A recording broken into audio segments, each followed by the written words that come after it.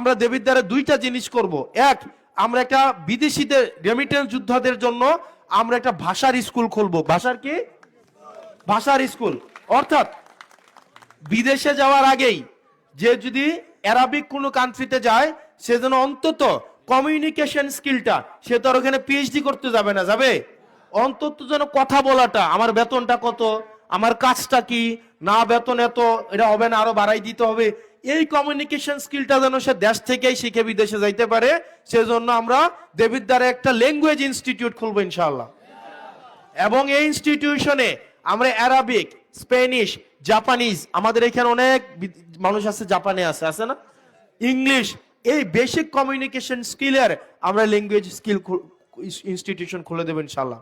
2 নম্বরে আমরা আরেকটা কাজ করব তাদের জন্য, সেটা হচ্ছে আপনার আমাদের দেশের বেশিরভাগ শ্রমিক যারা বিদেশে যায়, আপনারা ভালো বলতে পারবেন যেহেতু বিদেশ থেকে আসছেন, এখানে ওমানের অনেকে আছে, দুবাই আছে, সৌদি আরব আছে, আছে না অনেকের? আপনারা জানেন আমাদের দেশের বেশিরভাগ শ্রমিক হচ্ছে অদক্ষ।